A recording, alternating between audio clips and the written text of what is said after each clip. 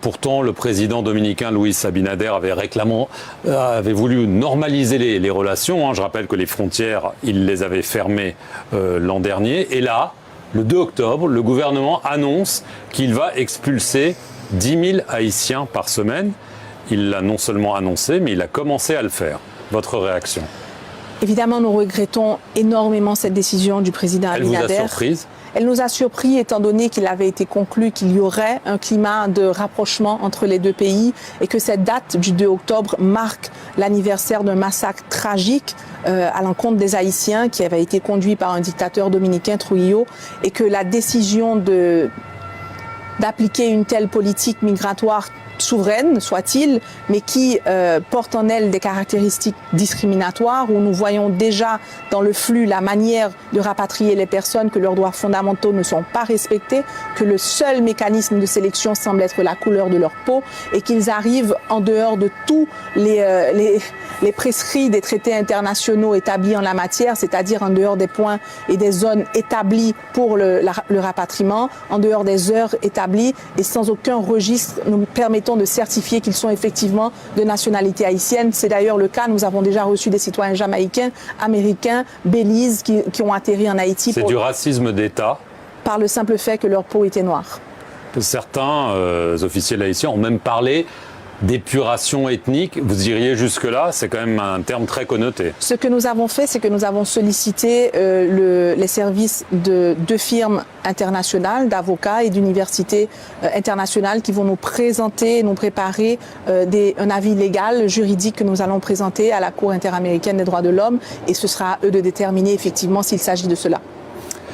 Je vais en revenir à la transition. Vous êtes ministre des Affaires étrangères d'un gouvernement de transition. Il y a un conseil présidentiel de transition. Et la promesse qui a été faite, c'est de tenir des élections d'ici le 7 février 2026. Étant donné la situation sécuritaire, humanitaire, financière, est-ce que ce n'est pas mission impossible, honnêtement? Ces missions est possible si nous n'avons pas l'accompagnement que nous sollicitons. Mais vous ne l'avez pas. Nous l'aurons si nous réussissons en décembre. Et si nous réussissons en décembre... Qu'est-ce que vous voulez dire? L'adoption de la résolution nous permettant d'avoir la force de maintien de la paix.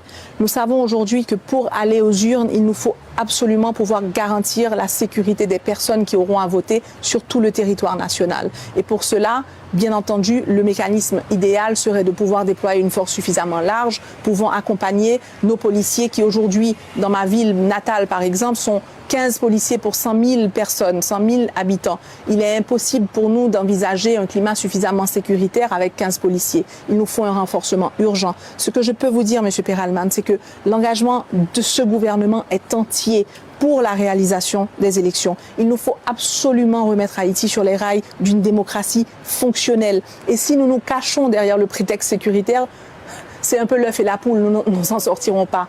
Et donc, nous prenons les engagements et je continuerai jusqu'au dernier jour le plaidoyer nécessaire, comme le Premier ministre, comme les autres ministres du gouvernement et comme le Conseil présidentiel de transition, ce plaidoyer pour qu'on ait l'accompagnement à temps et à la hauteur afin de nous permettre de tenir cet engagement que nous avons pris auprès du peuple haïtien et qui est le seul à nous accorder la légitimité nécessaire pour gouverner ce pays le temps de la transition. Mais si jamais vous vous rendez compte que le Conseil de sécurité ne passe pas cette résolution et tout ça, est-ce qu'il ne vaut pas mieux dire, écoutez, la transition durera un peu plus longtemps afin que les élections se passent bien? Il est prématuré de s'aventurer. C'est justement le danger d'une transition, c'est de penser qu'elle peut s'éterniser. Aujourd'hui, on l'a vu ailleurs. On l'a vu ailleurs et on l'a même vu un peu en Haïti avant. L'idée, c'est qu'aujourd'hui, on ait appris les leçons du passé et que notre engagement et notre détermination, elle reste absolument ciblée sur la passation pacifique du pouvoir le 7 février 2026 à des autorités démocratiquement élues. Et moi, je peux vous dire, j'ai hâte.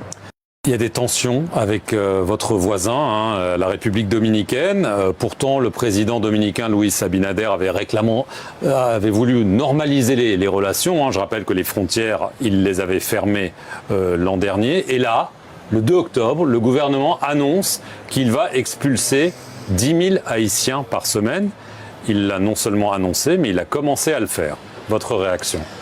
Évidemment, nous regrettons énormément cette décision du président Abinader. Elle vous a surprise ? Elle nous a surpris étant donné qu'il avait été conclu qu'il y aurait un climat de rapprochement entre les deux pays et que cette date du 2 octobre marque l'anniversaire d'un massacre tragique à l'encontre des Haïtiens qui avait été conduit par un dictateur dominicain, Trujillo, et que la décision d'appliquer une telle politique migratoire souveraine, soit-il, mais qui porte en elle des caractéristiques discriminatoires, où nous voyons déjà dans le flux la manière de rapatrier les personnes, que leurs droits fondamentaux ne sont pas respectés, que le seul mécanisme de sélection semble être la couleur de leur peau, et qu'ils arrivent en dehors de tous les prescrits des traités internationaux établis en la matière, c'est-à-dire en dehors des points et des zones établies pour le rapatriement, en dehors des heures établies, et sans aucun registre nous permettant de certifier qu'ils sont effectivement de nationalité haïtienne. C'est d'ailleurs le cas. Nous avons déjà reçu des citoyens jamaïcains, américains, Belize qui ont atterri en Haïti. C'est du racisme d'État. Par le simple fait que leur peau était noire.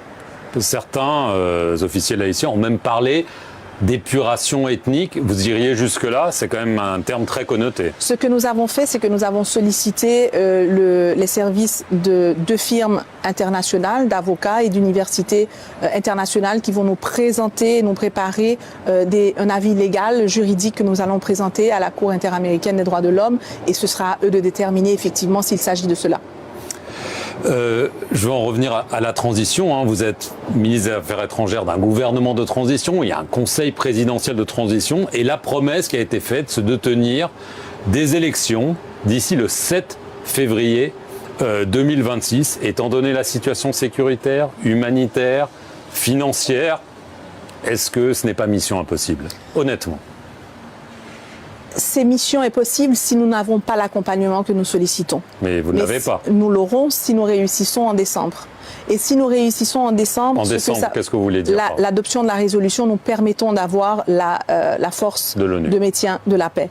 Nous savons aujourd'hui que pour aller aux urnes, il nous faut absolument pouvoir garantir la sécurité des personnes qui auront à voter sur tout le territoire national. Et pour cela, bien entendu, le mécanisme idéal serait de pouvoir déployer une force suffisamment large, pouvant accompagner nos policiers qui aujourd'hui, dans ma ville natale par exemple, sont 15 policiers pour 100 000 personnes, 100 000 habitants. Il est impossible pour nous d'envisager un climat suffisamment sécuritaire avec 15 policiers. Il nous faut un renforcement urgent. Ce que je peux vous dire, M. Perelman, c'est que l'engagement de ce gouvernement est entier pour la réalisation des élections. Il nous faut absolument remettre Haïti sur les rails d'une démocratie fonctionnelle. Et si nous nous cachons derrière le prétexte sécuritaire, c'est un peu l'œuf et la poule, nous ne s'en sortirons pas.